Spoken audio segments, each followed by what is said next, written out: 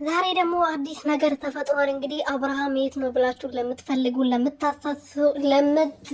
ለምትሰቃዩ ሰዎች ልንገራችሁ።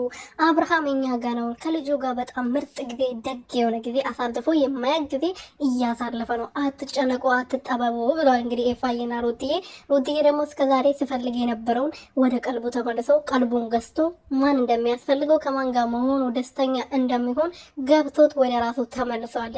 ከዚህ በኋላ ሄርሜላ የምትባል ሴትዮ ህይወት ውስጥ የለችም ብላ እንግዲህ ተናግሯል ማለት ነው። ሁላቸውም ኤፍሬም ተናግሯል። ቡዜ የምትባለው ጨበሪያም እንግዲህ ሄርሜላ የእሷ አይነት ስለሆነች ነው እሷን የምትደግፋት። ገባቸው አይደለም? ሴት ልጅ ሴት ሆና በዚህ እድሜዋ የሁለት ልጅ ነው ምናምን አንድ ልጅ ነው አላውቅም እናት ሆና ወልዳ አይታ እንዴት ነው ሴት ላይ እንደዚህ መፍረድ የቻለችበት? እንዴት ነው ሄርሜላ ልትደግፋት የቻለችው? እና የእሷ አይነት ስለሆነች ነው፣ እሷም የእሷ ብጤ ስለሆነች ነው። የሌላ ወንድ ወይም ደግሞ የሌላን ባልን እያማገጠች ስለሆነ ነው ሄርሜላን እየደገፈች ያለችው። ገባችሁ አይደለ? ሰው የሚያደርገውን ነገር ነው ሰው እንዲያደርግ የሚገፋፋው ማለት ነው።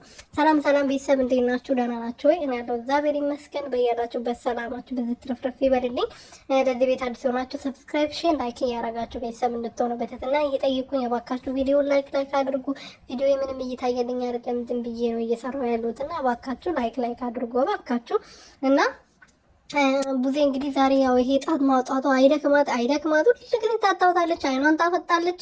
አይ ስልችት ነው ያለኝ እውነት የእነሱን አይን ማፍጠጥ የእነሱን ጣት ማውጣት ስልችት ነው ያለኝና ምን አለበት በሌላ ነገር ቢመጡ። አብርሃም ጠፍቷል። ትላንትና አልመጣም መሰለኝ አይደለ? ዛሬም አልመጣምና እንዴት አብርሃም እየተገባ ብላችሁ ለምትፈልጉ አብርሃም ወደ ህይወቱ ተመልሷል ብለዋል እንግዲህ ኤፍሬም እና ሩትዬ ማለት ነው። እና ትላንትና ኤፍሬም ደግሞ ሄርሜላ ቤት ሄዶ ብዙ ነገር ሲያደርግ ነበረ። በዛ ነገር ደግሞ ዛሬ ዴቭ ሳይቀር ማነች እቺ ጨበሪያውማ ማለት ነው እየተቆጡ ነበርና ምን አገባችሁ ነው እኮ ነው ጥያቄው። ምንድን እንደዚህ የሚያንጨረጭራችሁ? የራሳችሁን ህይወት አትኖሩም እንዴ? ይቺ ምን ትመስላለች በእናታችሁ?